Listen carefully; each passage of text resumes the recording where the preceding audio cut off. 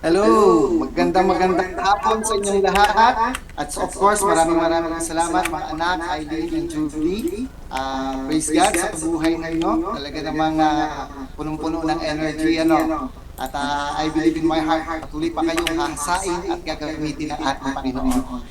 Thank you very much. So, good afternoon mga kaabangers. Saan man sa mundo kayo naroroon, isang mapagpalang hapon sa inyong lahat at nawa ay patuloy kayang gabayan ng ating Panginoon.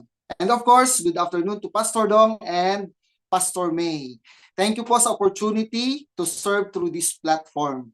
And of course, to God be the glory. Binabati ko rin syempre, hindi ko makakalimutan ang pinakamagandang babae sa balat ng lupa na binigay sa akin ng ating Panginoon. Walang iba kundi si Pastor Joe, ang aking pong mga anak, si Kem at si Janan, maging ang aking ina, si Mami Selly. And of course, hindi ko rin nakakalimutan na batiin ang lahat ng mga anak namin dyan sa LCCM sa lugar ng Batang Henyo. Praise God. Okay? At syempre, lahat po ng nakikinig, nag-aabang saan man kayo sa panig ng mundo, isang magandang hapon po sa inyo pong lahat. So ngayong hapon po ito ay dadako po tayo sa pag-aaral at ang ating pong pag-aaralan ay Save to Serve. Ano po? Marami kasi po sa panahon natin ngayon, kahit matagal ng mga Kristiyano, ay hindi pa po sumasagi sa isip. Maaari naman sumagi, kaya lamang ay wala pong paghakbang kung paano po papasok sa larangan po ng paglilingkod. Ano po? Merong mga 10 taon na, merong 15 taon na, ano po? At minsan ay nakukontento na tayo doon sa tayo ay ligtas na. Tayo ay umaattend lamang ng church every Sunday. Tayo ay nabubuhay araw-araw bilang meron pong tinatawag na tag na Kristiyano. Ano po? Pero yung main purpose kung bakit tayo ay iniligtas ng ating Panginoon ay dapat din pong maganap sa atin pong mga buhay. So, isa po doon sa pag-aaralan po natin, ay hahanguin po natin sa Matthew chapter 28 verses 18 up to 19 or sa mga susunod pa pong mga talata. Ano po? Hayaan po natin, himayin po natin ito. Ang sabi po dito, and Jesus came up and spoke to them saying, all authority had been given to me in heaven and on earth. Magpopos muna po ako doon sapagkat kung tayo po yung mananampalataya, nakaintindi na tayo ng mga bagay na ginawa ng ating Panginoon. Ano po? Naunawaan na natin ang mga bagay na ginawa ng ating Panginoon Kristo na He died for us, na mahal tayo ng Amang sumasalangit, na ibinigay niya ang ating Panginoong Kristo para sa atin upang sa ganoon sa mga bagay na hindi natin kayang gawin maging para sa sarili lamang natin ay gawin ng Panginoong Kristo para sa atin. Yun ay antubusin tayo sa ating pong mga kasalanan. At noong ang Panginoong Kristo nga po ay namatay at muling nabuhay, siya'y nagpakita sa kanyang mga disipulo. Yung mga tao na kung saan ay nagsimulang manalig sa ating Panginoong Kristo, nagsimulang makasama at nagsimulang makadaupang palad hanggang sa mga taong ito'y nanalig. At isa nga po doon si Peter na sabi doon ay nung tinanong ng Panginoong Kristo kung sino ang Son of Man, the Son of God, ang sabi ng Panginoong Kristo ay ni Peter sa ating Panginoon Kristo ay you are the Son of God, the Son of Man. Ano po? At ang sabi ng Panginoon Kristo doon ay hindi ang sinumang kaisipan ng tao o panukala ng tao ang nag-reveal at nagturo nito sa iyo, kundi ang Amang sumasalangit. That's why they believe. At nung pong meron ng nanalig dito sa kalupaan sa mga bagay na ipinanukala ng Diyos doon sa kalangitan, ang sabi ng Panginoon Kristo, upon this rock I tell you, Peter, ano po, mula doon sa Simon, tinawag siya ng Panginoong Peter. At ang sabi ng Panginoon, I will build my church. So, itong mga tao na ito, after na mamatay ang Panginoon Kristo and after na mabuhay na maguli, naganap yung tinatawag na pagtubos sa sangkatauhan na kinakailangan naman nating manalig, yan po alam po natin, ano po, ay nanalig ang mga disipulo and by that time, dahil sa sila tinuruan ng ating Panginoon Kristo ng mga tamang kapamaraanan ng tamang pananalig at kung paano susunod sa ating Panginoon, ay nagpakita ang Panginoon Kristo sa kanila after na siya'y mabuhay na maguli. At bago umakyat sa langit, ito ang iniwanan ng Panginoon Kristo. Ang sabi po dito, Jesus came up and spoke to them. Kinausap ng Panginoong Jesucristo yung mga taong nananatiling nananalig sa Kanya despite ng pinagdaanan nila na kung saan naranasan nila ang kalungkutan ng pagkamatay ng Panginoong Jesucristo at ang pagkatakot, na ang Panginoong Jesucristo, ang Mesaya, ay hindi na mabubuhay. Okay? At nagpakita ang Panginoon sa kanila at bago umakyat sa langit ay sinabi ng Panginoon Jesucristo, sabi niya ay, all authority has been given to me in heaven and on earth. Kapag ka po sinabing all authority, ang ibig sabihin ay yun pong lahat ng kapangyarihan. Doon po sa kalangitan at saka po dito sa lupa, sa kalupaan, ay ibinigay lahat sa Panginoong Jesucristo. So yun po tinatawag na all authority, ang ibig sabihin, ang possession doon po sa kalangitan or dito po sa kalupaan, ay nakuha ng Panginoon Jesucristo, binigay sa Panginoon Jesucristo, gaya ng nangyayari doon sa kalangitan. So the authority that coming from heaven is also coming into earth. Na dito po sa mundong ibabaw. Na ito pong authority na ito po ay naging tinig. Pagdating doon sa mga nananalig sa Kanya. Kaya pagdating po sa verse 19, makikita natin doon na ang sabi doon ay, go therefore and make disciples. Makita mo doon yung word na go at saka yung word na and make disciples. That is the voice of authority having all the authority in heaven and on earth. So ang heaven at ang earth po is at par. Pagdating po sa larangan ng authority na meron po ito mula sa ating Panginoon Jesucristo. At yung authority na yon, yung boses na yon, siya ang nag-command dito sa mga nananampalataya sa Panginoong Jesucristo. Mga unang disciples, mga naturuan kung papaano po mamuhay, hindi lamang po sa isang paniniwala, kundi yung kanila pong paniniwala ay kanila rin hong ikapamuhay. Sapagkat kapag sinabi pong disipulo, hindi lamang basta ikaw naglilingkod. Hindi lamang ikaw basta naniniwala. Ikaw ay tinuturuan ng isang ideolohiya. Kung ito'y termino po ng secular, ideolohiya, ikaw ay sinanay dito, ikaw ay tinuruan dito, at pagkatapos kinakailangan ikapamuhay mo ito at hindi mo lamang ito ikakapamuhay, kinakailangan ituturo mo ito doon sa mga susunod upang sa ganun ang ideology ninyo ay magpatuloy. So sa ating Panginoon Jesucristo, ganyan din. Nanalig, tinuruan ang mga disciples at sabi ng Panginoong Jesucristo, go therefore and make disciples of all nations. Lahat ng bansa. Bakit? Sapagkat ang Panginoong Jesucristo ay may kapangyarihan, may authority sa lahat ng bansa dahil ang sangkatauhan ay kanyang iniligtas. Ililigtas niya kung mananalig ang mga tao sa kanya.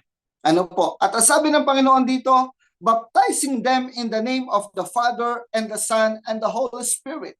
Ano ibig sabihin ng baptizing them in the name of the Father, the Son, and the Holy Spirit?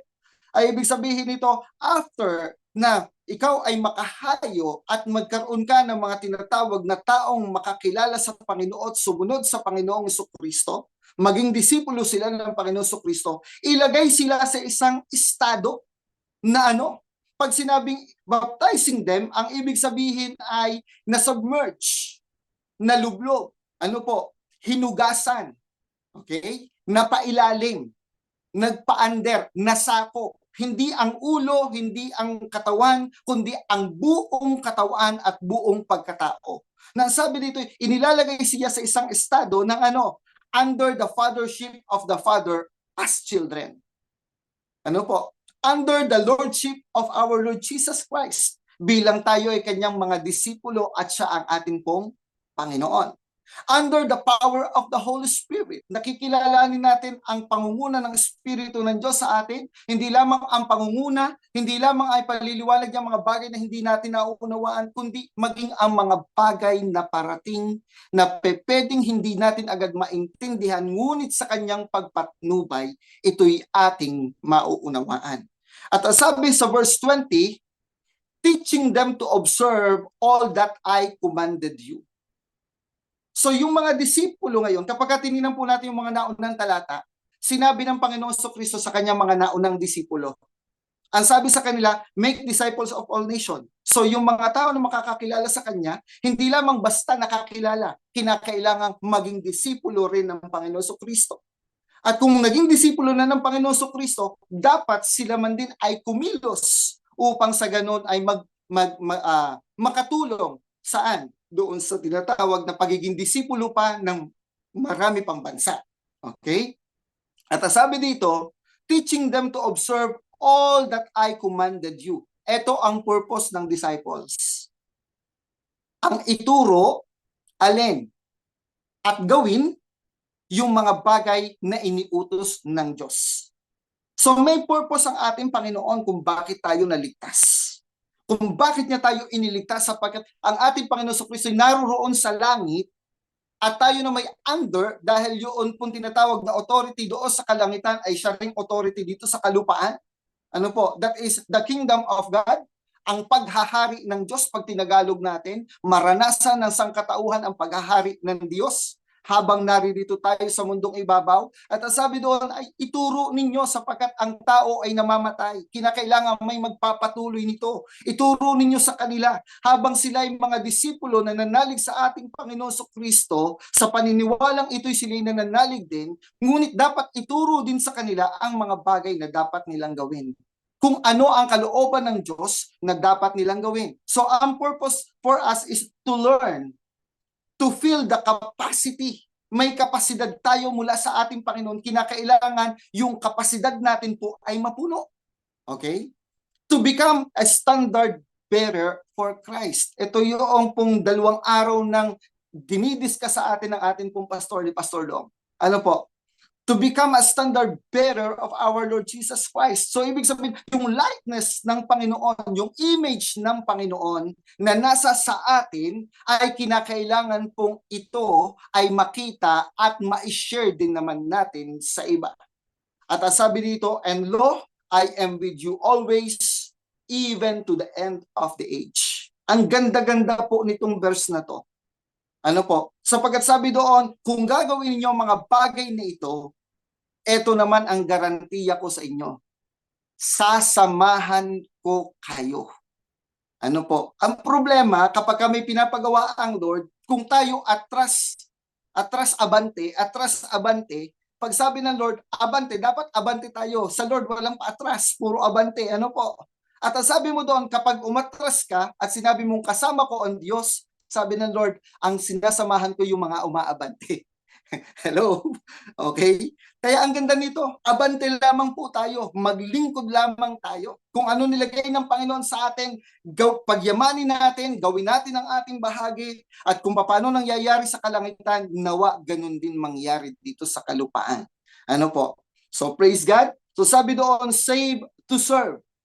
Pag sinabi pong save, in a Christian context, ang ibig sabihin po nito is to preserve a person's soul from damnation.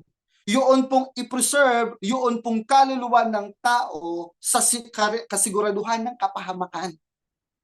So pag pinag-usapan natin ay konteksto bilang isang Kristiyano, ang ibig sabihin ay iniligtas ka ng Diyos sa isang malinaw na kapahamakan. Ano po? Kaya kinakailangan tayo rin po ay magmadali sapagkat maraming tao ang namamatay. Ano po? Physically. Pero iniiwasan ng Panginoon yun pong damnation eternally.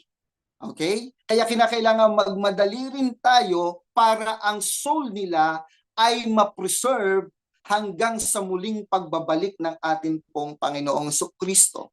Okay? At ang ibig sabihin po naman ng save to, yun pong word na to is expressing purpose or intention. Ay ibig sabihin, ikaw ay naligtas, ngayong naligtas ka, ano ngayon? Okay? So ang Lord naglagay ng tinatawag na panukala na kung naligtas ka, dapat ito yung iyong gagawin. Ito yung ine-express ng Lord na purpose na dapat mong gawin at ang intention ng Lord ay dapat mangyari. Ano po? So ibig sabihin, yun pong word na to, ang ibig sabihin, that is the direction, instruction coming from God. At ang sabi doon, to serve. Pag sinabi hong serve, ang ibig po sabihin nito is perform duties or services for.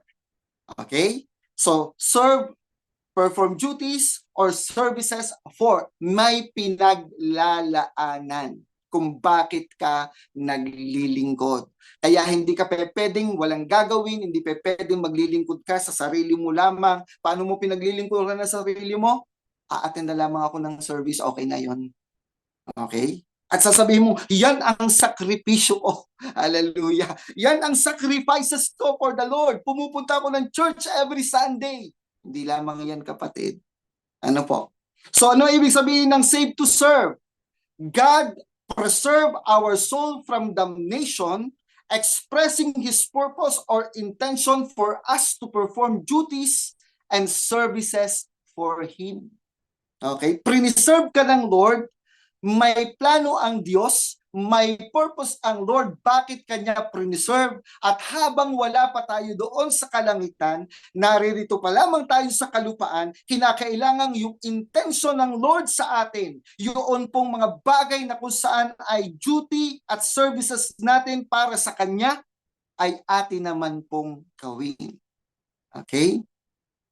So ngayon, bakit marami, pastor, mga tao, kahit 10 taon na, pilitin mo pa rin maglingkod kay Lord. Okay? Dahil yung kaunawaan po regarding po doon sa mga bagay na ginawa ng Diyos, kinakapos po tayo. Kaya lagi po nating tandaan, always remember this. Number 1, okay? We are not saved for nothing. Hindi tayo iniligtas ng Diyos para sa wala. Hindi tayo iniligtas ng Diyos para tayo'y taga-upo lang. Hindi tayo iniligtas ng Diyos para tayo Sunday attendees lang. Hindi tayo iniligtas ng Diyos para matenga. Hindi tayo iniligtas ng Diyos para tayo po ay stagnant, hindi lumalago. Hindi tayo niligtas ng Diyos para dyan. Ano po? Iniligtas tayo ng Lord sapagkat may purpose ang Lord sa buhay po natin. Ano po? We have a purpose. Merong layunin. Alam niyo po ba ang greatest tragedy sa buhay ng isang tao? Is to be successful in wrong assignment. Okay? Paliwanagin po natin, pero pagpaumanihan po ako ng iba sa halimbawa ko, but I need to do this. Kailangan ko sabihin ang bagay na ito para sa ganun po, maunawaan po natin. Okay? Maraming tao or marami pong mga couple nag-aasawa. So, nung makapag-asawa sila, ang purpose para sa kanyang asawa, para sa kanyang magiging anak, para sila ay magbuo ng pamilya, kasama ang ating pong Panginoon. Ang Panginoon ang sentro. Ano po? Pero may mga tao rin na after makasal, pagka hindi na nagkakaunawaan, pag hindi malinaw ang layunin, nagkakagulo. Pagka nagkagulo na, sasabihin, hiwalay na tayo. Okay? Pag naghiwalay, humanap ng iba, nakakita ng iba, sabi niya, mas okay ito. Okay? Mas pinagplanuhan ito. At pagkatapos nagkaroon ng anak, at ang sabi niya, naging successful siya kasi masaya doon, nakapagtapos ang kanyang mga anak doon. Naging successful siya. Kaya lamang, wrong ang assignment mo. Hindi, yung iyong binibigyan ng matinding pansin ay hindi ang tunay mong pamilya. Ganyan po sa atin pong Panginoon. Pwedeng sabihin natin na tayo umaattend, pinagpapala tayo ng ating Panginoon, yumaman tayo. Anyway, hindi po sa yaman nasusukat yung tunay na pagpapala ng Diyos. Pwedeng kung sumusunod ka, pinagpapala ka, pinayayaman ka ng ating Panginoon. Nothing wrong with that, pero hindi po yun ang batayan. Gusto mo yumaman, magtrabaho ka lamang dahil kahit non-believer, nagtatrabaho, yumayaman sila kahit wala ang Diyos sa kanila. Ano po? Ang kaibahan natin, alam natin ang purpose natin. And the greatest fail is to live a life to the fullest without a purpose. So ito naman po, yung pinakamalaking fail sa buhay po natin ay yung mamuhay ka, akala mo to the fullest na. Ano po, ginawa mo ng lahat para ma-secured ka, para lumigaya ka, para maging successful ka, pero yung purpose ng ating Panginoon, wala. Ipapasok ko po ito pagdating po sa atin pong Christian context. Ano po? Ano ang konteksto nito? Ibig sabihin, kung ang Lord, iniligtas ka, nagkaroon ka ng pananampalataya sa Kanya, tapos nabubuhay ka, sinasabi mo, umaatan naman ako ng Sunday service. Hindi ko sinasabi masama po yun. Pero kinakailangan magsikhay tayo. Ano po? Bakit? Sapagkat kung hindi, taga-attend ka lamang, taga-attend ka lamang, taga-attend ka lamang. Hello? Kapag may prayer meeting, hindi ka umaattend ng prayer meeting, pero ang prayer request mo, nadudoon, nangunguna-nguna. Hello? Yan, minsan na mahirap eh. Ano po? And then pagkatapos, hanggang sa dumating ang panahon, hindi ka lumalago, mamamatay ka na, yung purpose sana na yung iyong pamilya, wag na ang iba, yung iyong pamilya, yung iyong mahal sa buhay, sana'y na-sharean. Pero dahil sa hindi natin alam ang purpose natin, ang alam lamang natin, yayaman tayo, maayos ang buhay natin, and that's it. Yun na ang pagiging buhay Kristiyano na nakakay Kristo. May problema tayo. So makita mo, fail ang buhay. Bakit? Sapagkat ginawa mo ang lahat, akala mo ito'y okay, pero hindi mo na-serve ang purpose mo. Okay? Kaya importante na naiintindihan po natin ito. Ang sabi ng Panginoon sa Book of John chapter 15 verse 16, "You did not choose me, but I chose you and appointed you, and you would go and bear fruit, and that your fruit would remain, so that whatever you ask of the Father in my name, He may give it to you." Okay? So makita natin dito sa verse na ito na ang Lord, hindi ka lamang basta iniligtas, kundi ikaw ay pinili ng Lord. Ang Lord, sa dami-dami ng tao, dumating sa buhay mo yung appointed time ng Lord na makapanayam mo siya, na makilala mo siya. Hindi aksidente yan, kapatid. Okay? At ang sabi ng Panginoon dito, kung pinili ka niya, sigurado ang Lord may purpose sa buhay mo. Okay? Kaya dito sa mga nakikinig po dito, pwede mo sabihin sa sarili mo o kaya sa katabi mo kung may katabi ka, pinili ako ng Diyos. At sa pagkapili na iyon ng Diyos, may layunin ang Diyos. At ang layunin ng ating Panginoon, ang sabi dito, and appointed you. Okay? Ina-appoint ka ng Lord. Itinatalaga ka ng Lord. Sinasabi ng Lord sa iyo, may purpose ang Lord sa buhay mo at hindi ka naligtas lamang, hindi ka lumago lamang, sapagkat sabi ng iba, ako naman ay lumalago bilang Kristiyano. Pag tiningnan mo ang salita ng ating Panginoon, walang problema na lumago ka. Maganda po yan. Okay? Pero ang problema, yung lumago ka, walang bunga. Hello? Lumago ka pero walang bunga sapagkat sabi ng Lord dito, inappoint kita, ikaw mismo, wala nang iba, huwag ka nang tumingin sa iba, ikaw mismo, inappoint ka ng Lord. At sinabi dito, hindi para lumago. Ang sabi ng Lord dito, more than that. More than doon sa sinasabi mong natutuwa kang lumago, sapagkat pag maintindihan po natin or maalala natin, ang Panginoon Kristo nung nagutom, ano po, naghanap siya doon sa isang fig tree. At nung makita niya, naghanap siya ng bunga at nung makita niya walang bunga, ano nangyari doon? Kinurse niya yung tree, sabi niya, simula ngayon, hindi ka na mapapakinabangan ng kahit sino. Bakit? Wala kasing bunga. At kinabukasan, pagbalik nila, nakita ni Peter. Sabi ni Peter, Lord, yung puno na kinurse mo, natuyo pa mula sa taas hanggang sa ugat. Okay? So, bakit? Sapagkat, bakit ka ba, kung meron kang tinatawag na, nagtanim ka ng puno, ano po, ina-expect mo ba sa puno na lalago lang? Siyempre, habang lumalago siya, lumalaki, habang malaki na siya, nag-e-expect ka na ng bunga. Dahil merong appointed time ang Lord na binigay para ikaw ay mamunga. Okay? At ang sabi dito, that you would go and bear fruit. Okay? Go and bear fruit. Ikaw ay magkaroon ng tinatawag na bunga. Pag sinabing ikaw ay nagbe-bear fruit, ang ibig sabihin, yung mga bagay na natutunan mo, yung mga bagay na nalaman mo, yung mga bagay na pinanampalatayaan mo, yung mga biyaya ng Diyos na tinanggap mo, yung mga bagay na may kinalaman sa ating Panginoon at sa pagkilala sa Kanya at sa paglilingkod sa Kanya, ang lahat ng bagay nito ay gagamitin mo ngayon para maglingkod sa Kanya. Yun yung fruit mo. Ano po? Yun yung resulta ng salita ng Diyos sa buhay mo na nag-manifest ito.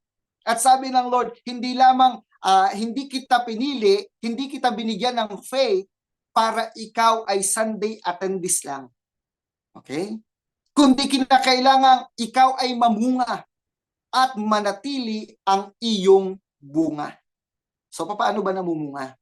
Ang tinanggap po natin, pag tinignan natin ang parable ng ating pong Panginoon, the parable of the sower, ano po? Sabi doon, merong nagtanim sa dawagan, merong nagtanim doon sa batuhan, merong nagtanim sa matabang lupa. Ano po? I will cut the story short. At sabi doon, ito ang itinanim dito ay salita ng Diyos. At ang pinagtaniman na matabang lupa ay ang ating pong puso. Upang sa ganun matabang lupa, upang dumating ang time, ito po yung mamunga. Ngayon, kung itinanim po yung salita ng Diyos, marinig po kayo, salita ng Diyos, pag dumating ang time na ikaw ay nag-mature para mamunga, makikita sa iyo ang bunga ng salita ng Diyos. Ang resulta nito ay the image and likeness of our Lord Jesus Christ in us. Kaya kapag ikaw ay namunga, isineshare mo ang salita ng Diyos, isineshare mo ang ating Panginoon sa Kristo. So itinatanim mo yung binhi, itinatanim mo yung salita ng Diyos upang kapag ito'y namunga sa kanila at nabuhay, ang makikita rin po ay walang iba kundi ang Panginoong Kristo. Okay? So ngayon, ang sabi dito, so that your fruit would remain, so that whatever you ask of the Father in my name, He may give it to you. Ngayon, bakit hindi umaabot sa paglilingkod ang marami? Akala kasi nung iba kapag ka maglilingkod, kinakailangan pumunta doon sa church, kinakailangan mong mangaral, yung iba natatakot tumayo sa unahan. Alam niyo po, ang totoong disipulo, hindi mo kinakailangan ng platform. Ang disipulo, ginagawa mo yung sinasabi ng pananampalataya mo, pinaninindigan mo ito na na yung makilala din ng iba ang Panginoong Hesukristo. So whether ikaw ay nasa sa platform ng preaching or ng sharing the Word of God, you can share it anywhere. Ang importante, nakakapag-akay ka sa ibang tao na ipapakilala mo ang Panginoong Hesukristo. So ngayon, hindi nakakapaglingkod. Bakit? Ang kaisipan ay basta Kristiyano na ako. Saved na ako, okay lang. Naalala ko dati nung po ako'y bata-bata pa lamang, sabi na iba, basta ako'y ligtas na, kung sila nagkakasala, bahala sila. Okay? So, praise God. Kita ko ninyo yung mga sinasabi po ng mga tao. So, kontento na iniligtas tayo ng Diyos at tayo ay Kristiyano na. I tell you, mga kaabangers, walang tinawag ang Panginoon para maging Kristiyano. Tinawag tayo ng Panginoon para maging disipulo. Okay? Para maging disipulo po tayo. Ngayon, bakit po hindi nagtutuloy ng paglilingkod? Ang linaw na sinabi ng Panginoon sa Book of John chapter 31. Ang sabi doon sa mga Hudyo na nakakilala sa Panginoon Kristo, nanalig sa Panginoon Kristo, eto sabi niya, if you continue in my word, then you are truly disciples of mine. Okay? Sabi ng Panginoon, if you continue in my word. Sabi ng iba, Pastor, ako naman ay umaattend ng Sunday. Pastor, ako naman ay umaattend ng Bible study. Okay? Pero sabi ng Panginoon, if you continue in my word, magtuloy-tuloy ka saan? Doon sa kanyang salita. Pag sinabing nagtuloy-tuloy, ang ibig sabihin nito'y pinakikinggan mo ang salita ng Diyos. Hindi ho yun natapos doon. Naging pananampalataya ito sa iyo, hindi pa rin ho natapos doon. Wala pa yung completion of faith. kinakailangan yung faith ay makita sa atin pong mga gawa. Faith without action is dead. Okay? So kaya kinakailangan po tuloy doon sa pakikinig, pero tuloy din sa pagsunod. Hallelujah. Kaya nga po meron tayo sinasabing kahit hindi mo naiintindihan, sunod ka lang ng sunod sapagkat kapag sumunod ka ng sumunod, later on maiintindihan mo ito. Kung bakit nangyayari at kung bakit ginagawa. So ngayon, ang Panginoon po ay meron pong purpose. Ano po? Pagka ating titingnan, lahat ng ginawa ng Panginoon maglilid sa atin sa purpose niya. Ano ho? God has a purpose. The love of God, sabi sa John 3:16, for God so loved the world, the love of God leads us to do the will of God. Jesus mismo, si Jesus, ang ating Panginoon Kristo, leads us to the will of God. Nireconcile tayo para tayo po'y makapag-function ng tama sa harapan ng ating Amang sumasalangit.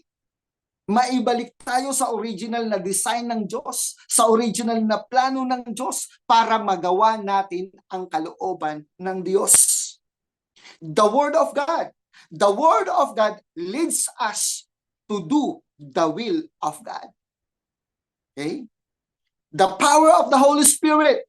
The Holy Spirit leads us to do the will of God. Kaya kung ikaw ay nagtuloy-tuloy at naintindahan mo ito, lahat ng mga bagay na ito ay nagtutulak sa atin para gawin ang kalooban ng Diyos.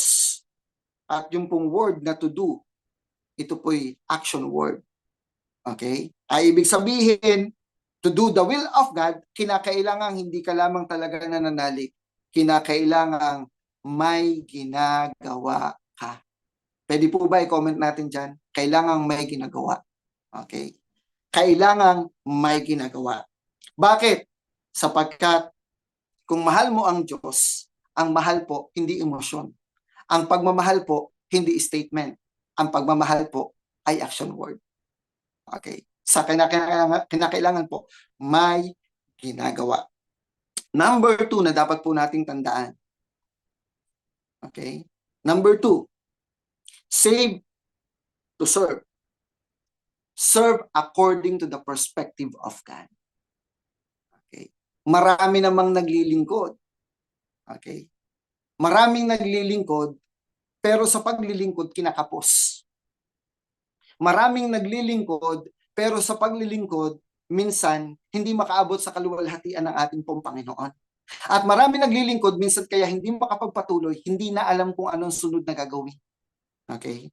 Kinakailangan kapag naglingkod tayo, kinakailangan yung perspektibo ng Diyos. Para pong ganito, pag kami nagpapagawa ng bahay, kung ikaw may-ari ng bahay, ikaw ang may gusto nito, nagpa-design ka sa architect. Bagaman nag-design ang architect, pinaganda lamang niya para po maging proper at saka nasa sa standard. Pero yung idea ng bahay, iyo.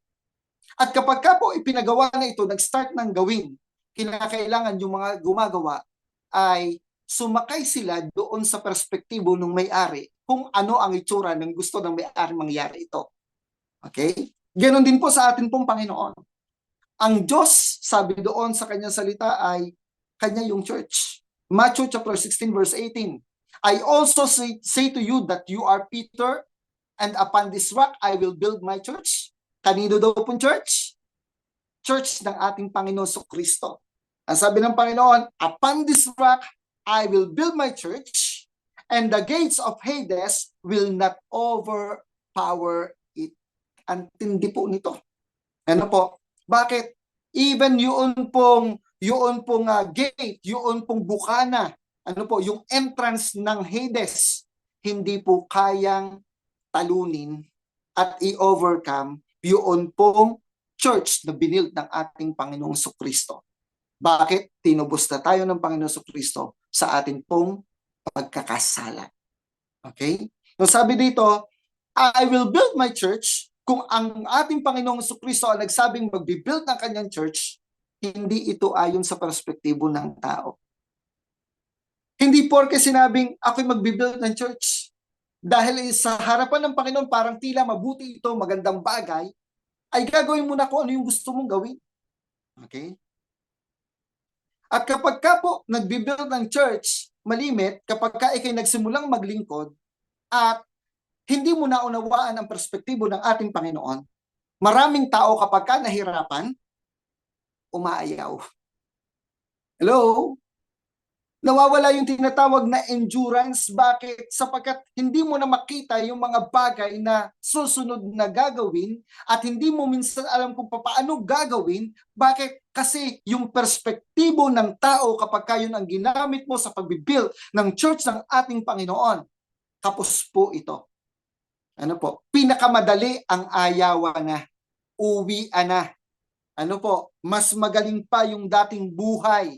Naalala ko po yung pong mga Israelita, nung ilabas po sila sa Egypt, ano po nangyari? Nung nahirapan na sila, nung ang kanila pong buhay ay nasa sa bingit na ng kamatayan sa akala nila. Pero dahil kasama nila ang Diyos, may ginawa ang Diyos, kaya lamang hindi pa rin nila maunawaan ang mga bagay na prosesong ginagawa ng Diyos sa kanila pong mga buhay. Ano po? Doon nga wala silang binibuild. I-claim nila yung tinatawag na promised land and all the provisions were given by God, and yet they are complaining before God and before Moses. Bakit?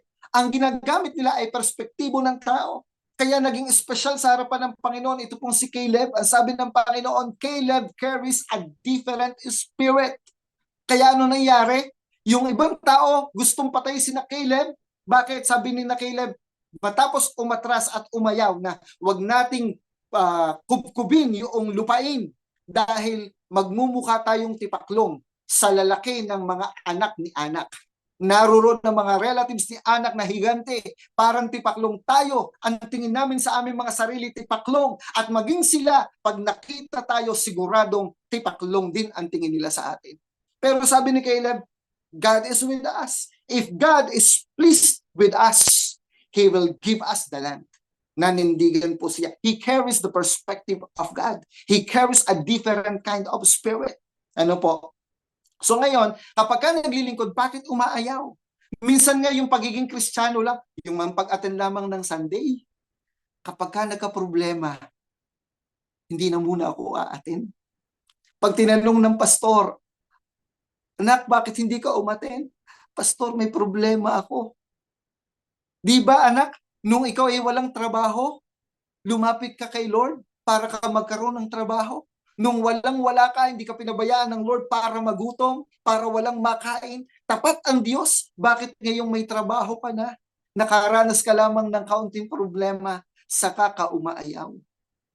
Bakit kinakapos tayo sapagkat yung perspektibo natin ay ayon sa analytical mind, the perspective offered to us by this world. Hindi natin makita yung perspektibo ng Diyos. So kung maglilingkod tayo at ikay nagdi-decide na maglingkod sa ating Panginoon, kinakailangang taglayin mo ang perspektibo ng Diyos. So anong nangyari kapag nahihirapan ka? Ang sabi po ng Matthew chapter 11 verse 28, come to me all who are weary and heavy laden, and I will give you rest. Sabi ng Lord, lumapit tayo sa Kanya. Hindi sinabi ng Lord, lumayo tayo sa Kanya. Sabi ng Lord, lumapit ka sa Kanya. Yakapin mo siya at yayakapin ka niya pabalik. Hindi yung kapag ka nagkaroon ka ng problema, palayo ka kay Lord. Sabi ng Lord, lapit, yakapin mo. Ikaw umaayaw dahil nahihirapan. At ang sabi ng verse 29, take my yoke upon you and learn from me. Wow. Ang sabi dito, take my yoke upon you. Ano yung yoke? Yung yoke po, ito po yung pong ginagamit para po sa impairing animals. Ano po? Yun pong mga baka at saka po yun pong mga nagtatrabaho sa bukid na mga hayop. Kapag ka po merong isang maedad na hayop, pagkatapos maalam na siyang mag-araro, yun pong baka, ano po, pagka merong batang baka na kung saan po ay siningkawat gustong gamitin para po sa pag-aararo din, nakita nila yung potensyal, yung batang baka hindi pa ho yan maalam. Okay? So ano pong gagawin? Kukuha ng pamatok, ilalagay po sa kanila pong balikat, ano po, ipe-pair po sila, pairing. Para sa ganon, yung matanda pong baka, kapag ka po siya po'y nag-araro, hihilahin niya at isasama itong batang baka. Kapag ka po nag-aararo na sila, yung batang baka kapag ka umaayaw, wala siyang magawa. Kasi nakagapos po, nasa sa kanya rin, naka-pair siya, yung pamatok ay nasa sa kanilang dalawa. Okay? So kaya hanggang sa yung habang nag-aararo, yun naman pong matandang baka ay ginagabayan po yun pong batang baka hanggang sa yung perspektibo ng matandang baka ay malipat sa batang baka. Ano po? Ang ibig sabihin po nito is to transfer the perspective. Sabi ng Lord, lumapit ka sa akin, kuhanin mo ang aking yoke. At ang maganda dito, when you take the yoke of God, hindi ka iiwanan ng Lord. Kahit gaano pa katindi ang problema na iyon nararanasan. Sabi nga ng iba, bakit naman kung kailan ako nalalapit kay Lord ay saka naman matindi ang problema? Bakit? Sapagkat kinakailangan mong pagdaanan para ka matuto, para mo malagpasan, kasama mo ang Diyos, tuturuan ka ng Diyos, kaya wag na wag kang lalayo sa ating Panginoon. At ang sabi ng Panginoon dito, for I am gentle and humble in heart. Hindi kita itataboy, tuturuan kita. Ang aking puso ay hindi para ka i-condemn. Ang aking puso ay para ka matuto, para kapag ka binitawan kita, at ikaw ay maglilingkod na. Alam mo kung papaano ang gagawin because we learn from Him. The perspective of God. At ang sabi doon, pag naunawaan mo ang perspektibo ng ating Panginoon, habang naglilingkod ka, kahit magkaproblema ka, ano po, ang sabi dito, you will find rest for your souls. Habang sumusunod ka, kahit mahirap, kasama mo ang Diyos. At ang sabi doon, nauunawaan mo, biglang naiintindihan mo, bakit ba naman yung aking mga kaibigan, dati nung hindi pa ako nakakakilala, ang bait-bait sa akin, kami magkakasama na ngayon, wala naman akong ginawang masama, bakit nung nakakilala ako kay Lord, bigla nila akong nilayuan?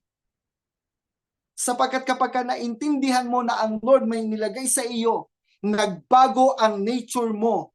Ang nature na meron kay hindi na ang nature ng mundo. Ang nature na meron kay ang nature na mula sa Diyos. The image and likeness of our Lord Jesus Christ. You are being enlightened by the word of God. At kung sila'y naroon pa sa lugar na kung saan hindi pa naliliwanagan ang kanilang kaisipan, ang sabi doon, kung saan naroon ang liwanag, lumalayo ang kadiliman. Kaya huwag kang magtataka. Ano po? Paano mo to maintindihan? Kailangan mo ang perspektibo ng ating pong Panginoon. So kapag ka naglilingkod ka sa ating Panginoon, dapat ayon sa perspektibo ng Diyos. Bakit? Napaka delikado po kapag ka po yung pong perspektibo natin ay hindi perspektibo mula sa Diyos. Paano natin gagawin po yung perspektibo ng Diyos? Ang sabi po ng Joshua, chapter 1, verse 8, this book of the law shall not depart from your mouth, but you shall meditate on it day and night. Naalala ko po dati, bagaman ako'y pastor na, lagi ako sinasabihan ni Pastor Dong, balik ka sa word. Magbasa ka uli kahit nabasa mo na. And na-discover po ninyo po lingkod na hindi sapat yung nakikinig ka lamang lagi. Yes, nagkakaroon po, nai-increase na empower tayo kapag tayo nakikinig. Pero sometimes, yung faith natin lumalago, pero yung perspektibo natin naiiwan. Kinakailangan po talaga tayong mismo bumalik doon sa Word of God. Magnilay dito. Para sa ganoon, yung mga tinuro sa atin at yung mga bagay na sinasabi ng Diyos, ito po ay nagiging iisang perspektibo sa ating pong buhay. Kumbaga sa po, hindi pulot-pulot yung iyong naintindihan, kundi ito'y nagiging solid sa iyo. Bakit? Sapagkat nagninilay ka ng Word of God. Okay? At sabi sa akin ni Pastor Dong, pagka nagbasa ka, Huwag kang magbasa ng konti-konti lang. Basahin mo yung buong chapter para yung kabuuan ng perspektibo ng sinasabi ng Diyos, maintindihan mo. At nakita nga po ninyo lingkod, napakalaking tulong po nito. Okay? So sabi dito, this book of the law shall not depart from your mouth, but you shall meditate on it day and night, so that you may be careful to do according to what is written in it. Maging careful tayo na gawin alin yung mga bagay na nakasulat dito. Ano yung mga bagay na nakasulat? Yung pagkaintindi mo sa kung ano ang kalooban ng Diyos. Kaya hindi po lahat ng tama ay tama sa harapan ng Diyos. Ano po? Hindi lahat ng alam nating tama ay tama sa harapan ng Diyos. Minsan alam nating tama, maganda naman, hindi naman masama, hindi naman kasalanan. Pero kapag in-insist mo, hindi pa rin yun yung kalooban ng ating Panginoon. Ano po? Naalala ko po si David eh. Si David gusto niya ipagtayo ng bahay, ng templo ang ating pong Panginoon. Ang ganda ng idea, wala namang masama. Ang ganda ng puso niya. Pero sabi ng Lord, hindi ikaw ang magtatayo ng bahay para sa akin. Kaya sometimes, huwag tayong matakot kapag mayroong mga taong ginagamit ang Panginoon. Ano po, kung meron tayong nasasakupan o meron tayong kaibigan, close group natin, masyadong malapit sa atin, tapos makikita mo meron mga ibang taong nagsasalita sa kanila, huwag kayong matakot. Bakit? Minsan ay hindi ikaw yung tamang tao para magsalita sa kanila, para pakinggan nila. Ano po? Lalo na kapag nandiyan yung tinatawag na familiar spirit, sometimes people will not listen to them. That's why you have to bring them to the church. Ano po? Itag ninyo sa mga ganito pong gawain. Bakit? May magpapaliwanag sa kanila. For then you will make your way prosperous, then you will have success. Kapag ka nag-meditate ka at kapag ka sinunod mo ang Diyos, doon masaserve mo yung tunay na kabuluhan, tunay na layunin ng Diyos sa buhay mo. And you will be very careful sa paggawa mo ng mga bagay na pagsunod sa ating pong Panginoon. At sabi doon, you will have success on the right assignment. And that is true victory coming from our God. Okay? So ngayon, marami naman pong tao matalino. Ano po? Matalino, pero pakita po natin, kapos. Taliwas sa panukala ng Diyos ang ginagawa. Ano po? May karunungan naman. Naglilingkod naman, pero minsan may pasinip, ano po, may pailalim yung pong pagkilos. Meron pong pangsariling kagustuhan, pangsariling agenda. Matalino naman, marunong naman, may karunungan naman. Ano po? Tilang ang karunungan para sa Diyos. Pero may mali sa motibo. Sabi ng Book of James chapter 3 verse 13, who among you is wise and understanding? Let him show by his good behavior his deeds in the gentleness of wisdom.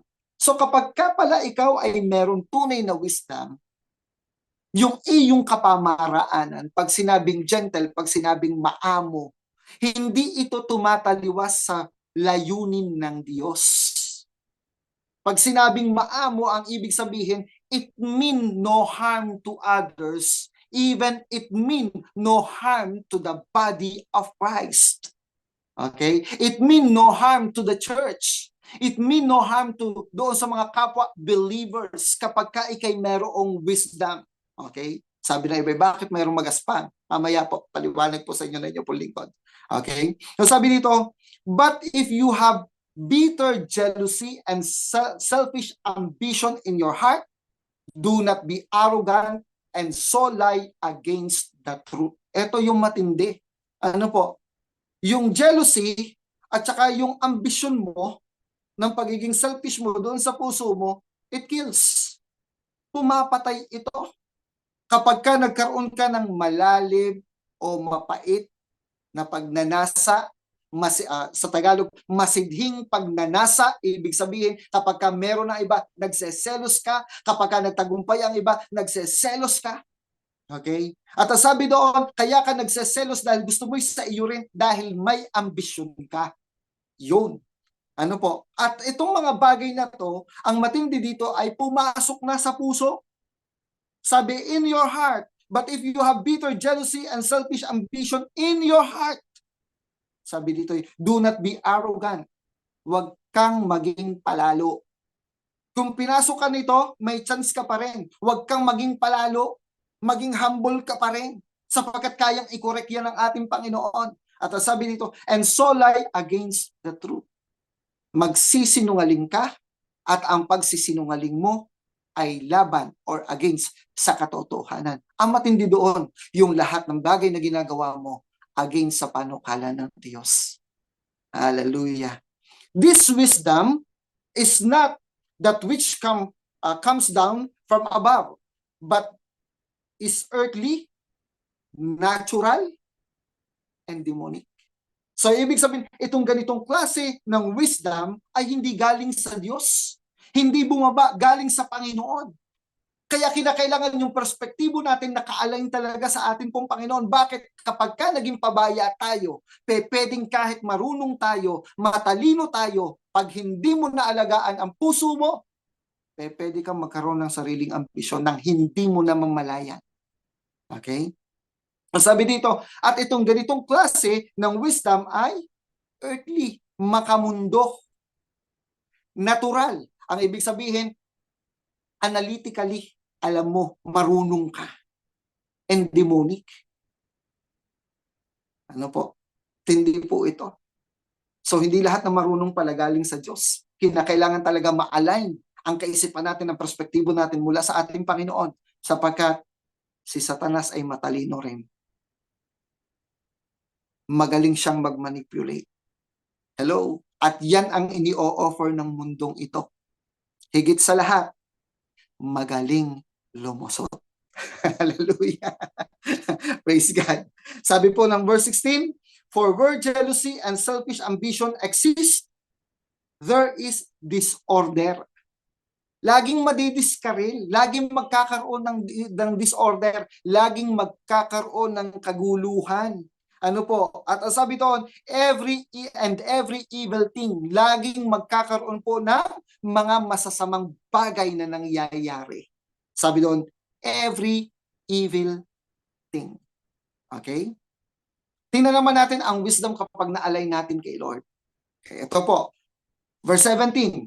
But the wisdom from above is pure. Kaya kinakailangan po yung pure heart.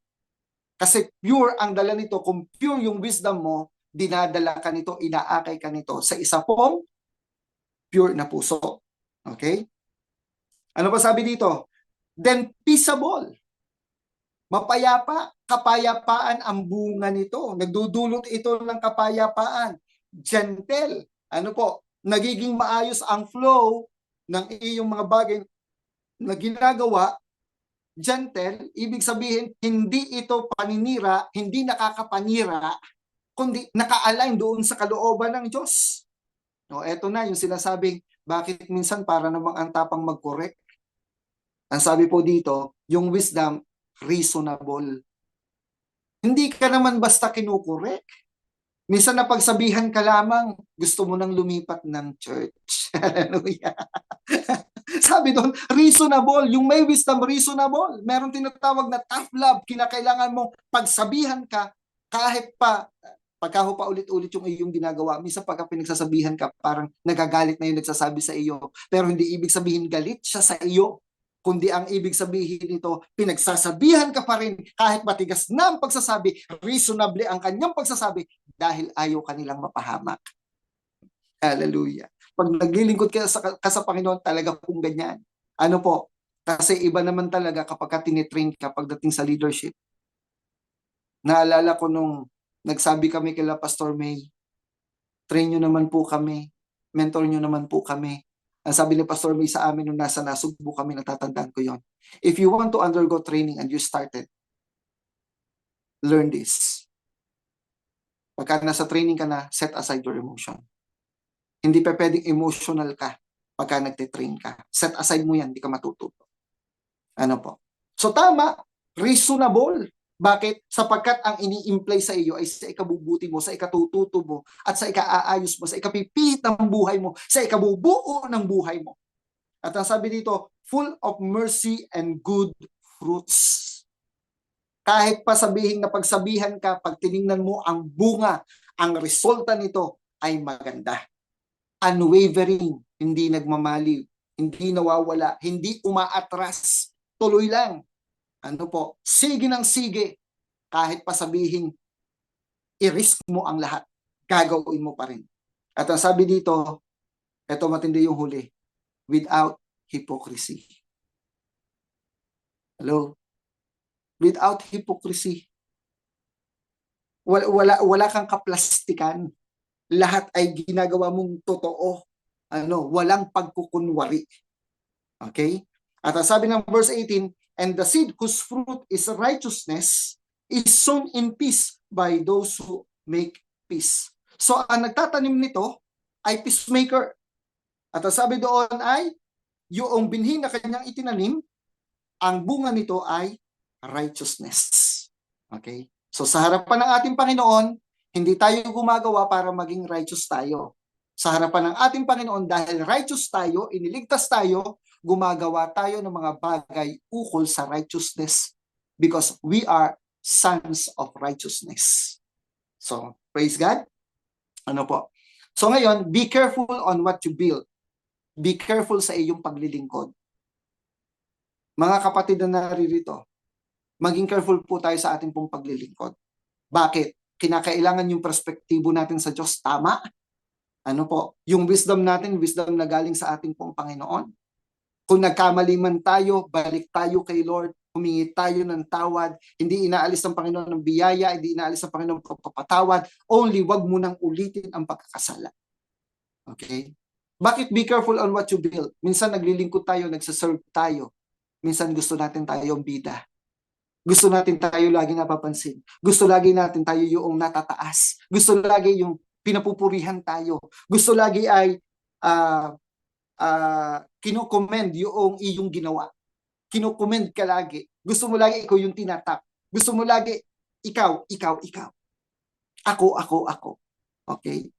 Naalala ko po si Haring Saul nung inutusan siya na lipunin ng mga Amalekites. Ano po? Sabi doon ay lipulin mo lahat. So hindi naman niya ginawa, sinunod niya ang tao. The next morning, ito po nangyari sa 1 Samuel chapter 15 verse 12. Ano po? Si Samuel ay tinawag para po maging hari ng Israel. At may pinapagawa na ang Lord sa kanya. So dapat ang tao mapapalapit kay Lord kasi pinangungunahan niya ang tao at sila'y bayan ng Diyos. Pero ito nangyari. Samuel rose early in the morning to meet Saul, and it was told Samuel saying, Saul came to Carmel, and behold, he has set up a monument for himself. Then turned and proceeded on down to Gilgal. So sabi dito, naggawa ng monumento si Saul.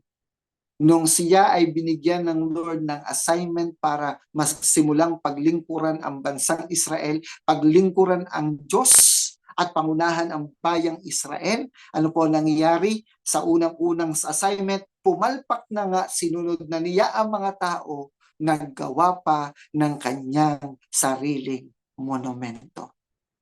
Sa church po, dapat church ng Panginoong Hesukristo, hindi church ng ating monumento. Ano po? So praise God. Pag tiningnan natin ang puso, kaibahan ni Saul at saka po ni David, ano nangyari po dito kay David? Si David po, ang inasam niya ipag-build ng house ang Diyos. Kaya lang hindi siya nakapag-build dito. So tingnan natin yung kaibahan.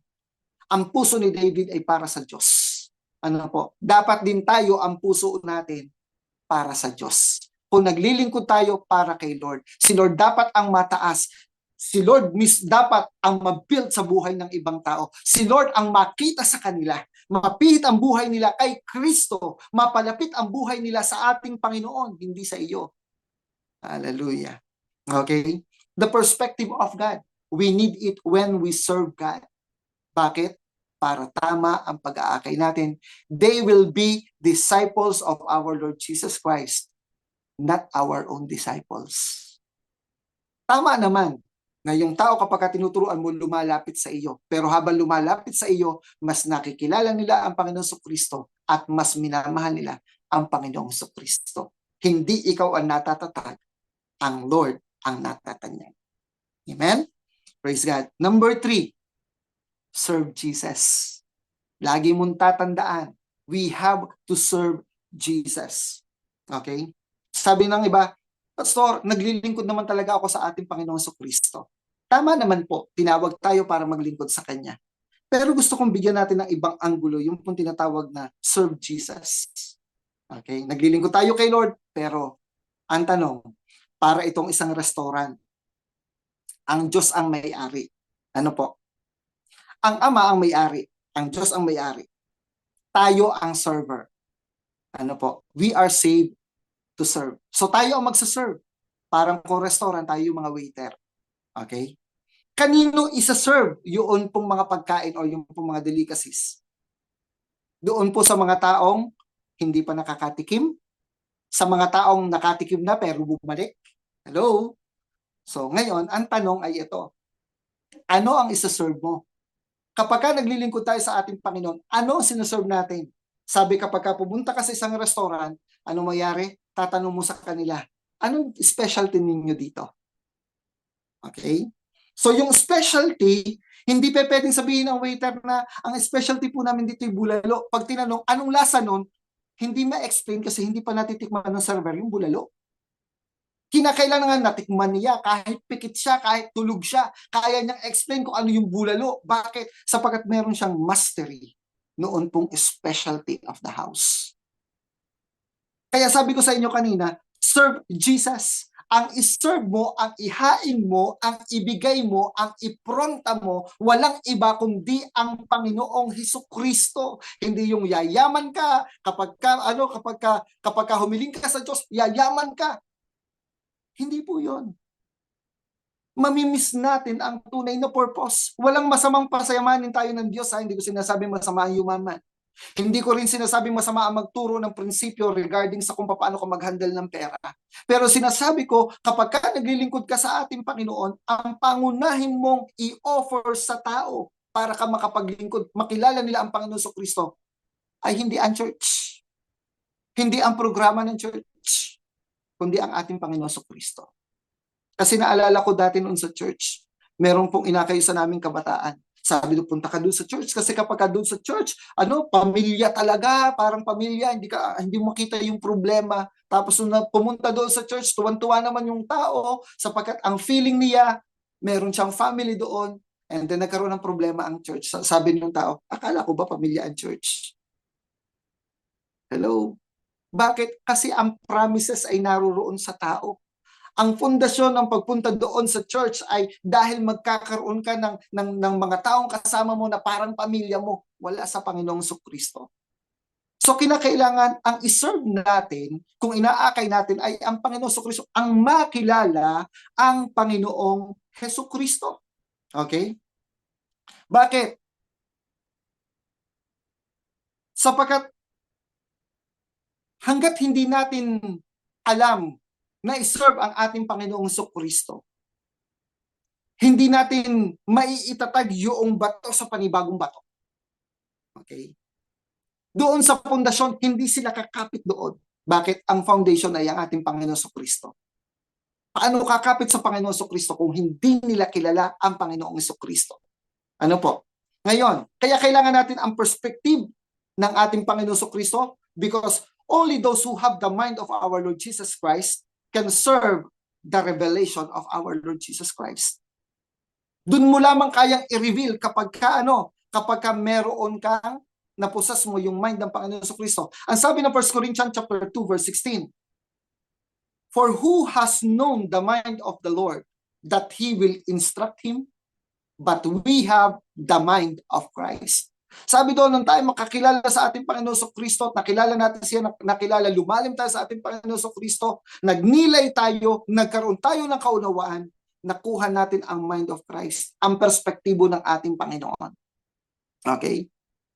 Ngayon, sabi sa Philippians chapter 3 verse 7 and 8, but whatever things were gained to me, Sabi po ni Apostol Pablo, but whatever things were gained to me, anuman ang mga bagay na naidagdag sa akin, mga bagay na nagkaroon ako, mga accomplishment ko, mga success ko, those things I have counted as loss for the sake of Christ. Ang mga bagay na ito'y kinukonsidera ko na baliwala,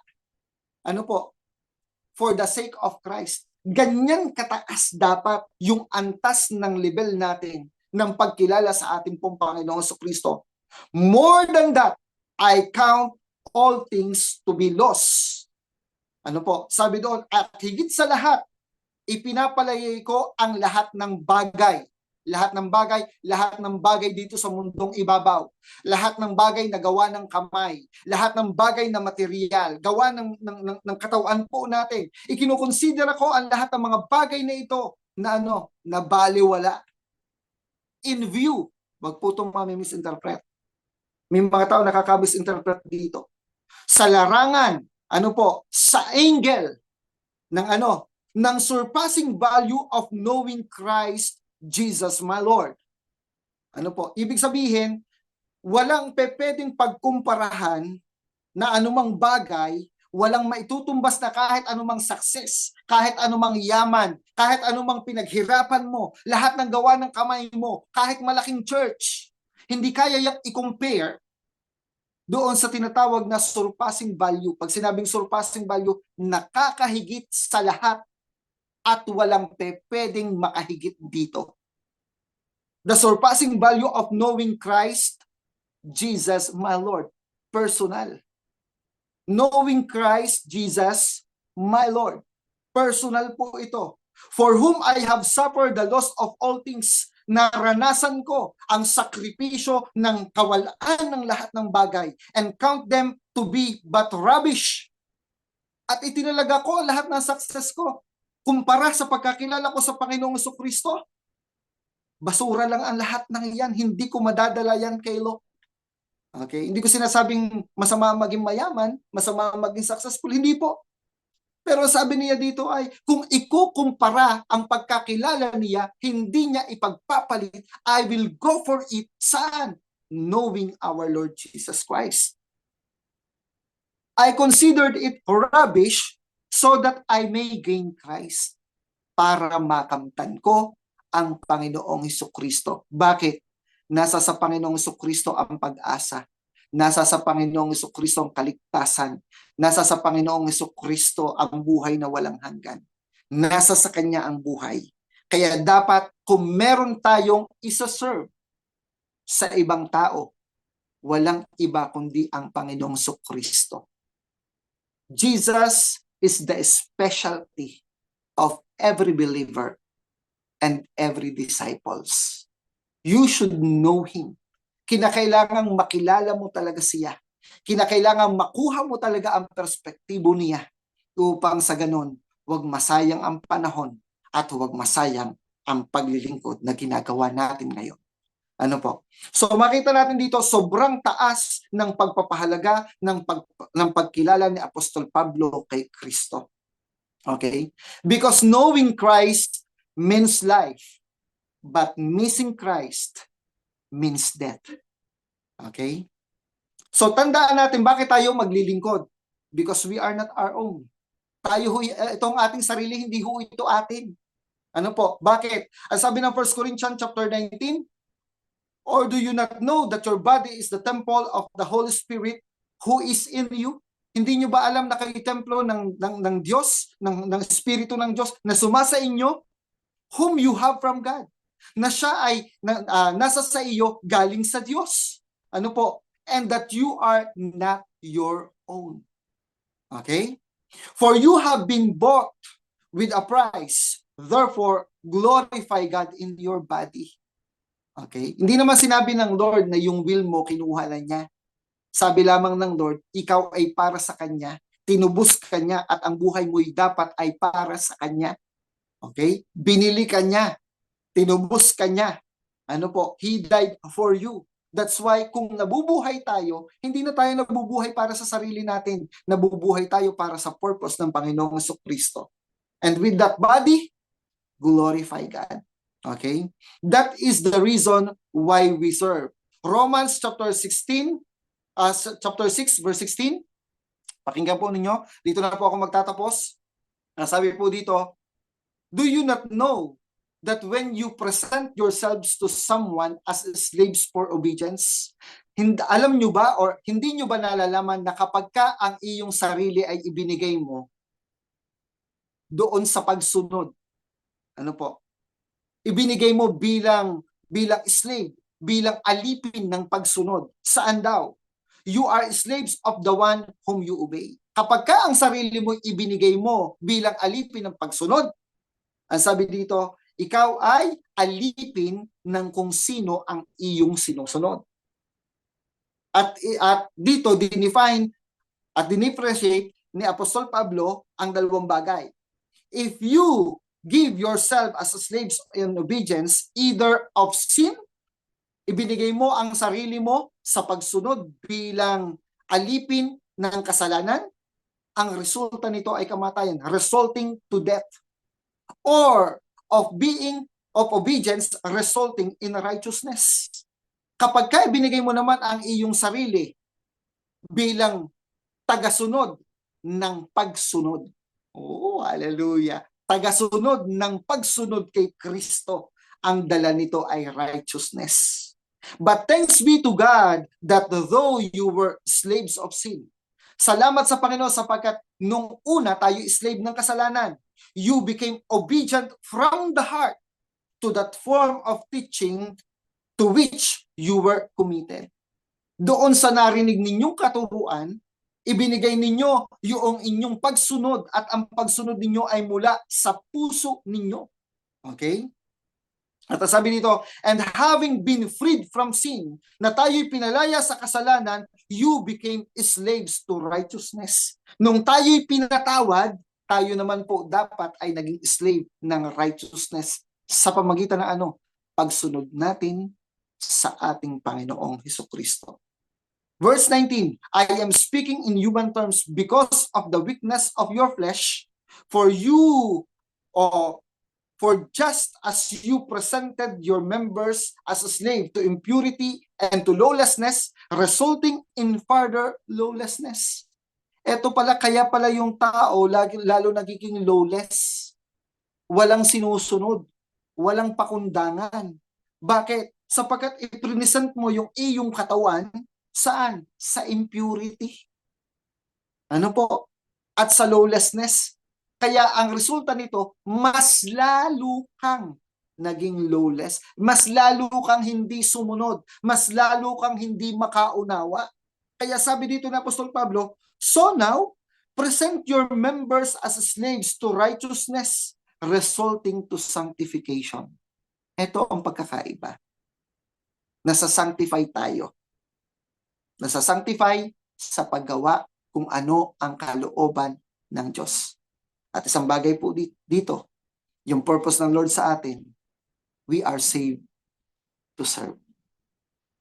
Serve God, iserve natin ang Panginoong Hesukristo, ipakilala natin ang ating Panginoong Hesukristo. Hindi tayo naligtas para maging Kristiyano lang, kundi para maging disipulo ni Kristo.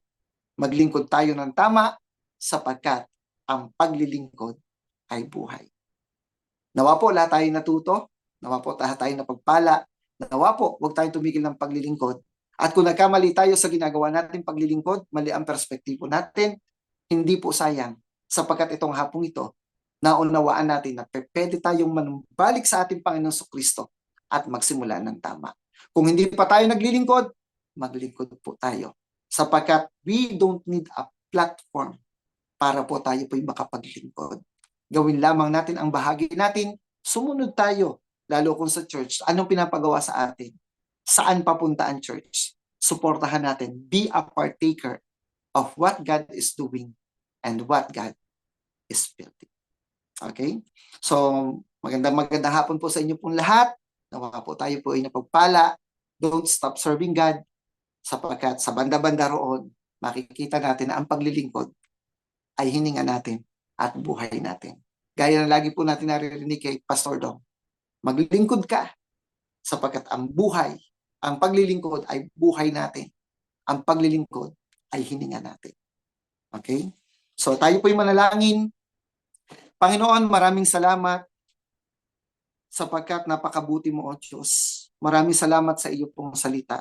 Idinadalangin ko, Panginoon, ang lahat ng naaabot ng programang ito. Lahat, Panginoon, nakakapanood ngayon on live, O God, at sa mga magre-replay, Panginoon. Panginoon, dalangin kong patuloy mong abutin ang bawat isa, O God. Patuloy mong pihitin ang aming puso upang kami matugon sa iyo pong kalooban. Dalangin ko, Panginoon, lahat ng hindi pa umaabot ang kanilang kaisipan sa paglilingkod. Patuloy mo, Panginoon, itong hipuin. Patuloy mo, Panginoon, i-align, O God, upang sa ganun, O Diyos, ay maabot ng aming kaalaman, ng aming kamalayan, O God, kung paano kami maglilingkod sa iyo. Gumamit ka, Panginoon, ng mga tamang tao upang sila, Panginoon, ay pandayin, upang sila, Panginoon, ay buuin, O God, upang maging kalugod-lugod sa paglilingkod na kanila pong gagawin. Sa lahat, Panginoon, na naglilingkod na, ngunit may mga perspektibo kami, Panginoon, na hindi ayon sa iyo pong kalooban. Minsan namamali kami, Panginoon, ng aming pong motibo. Dalangin ko, Panginoon, patawarin mo po kami, O God.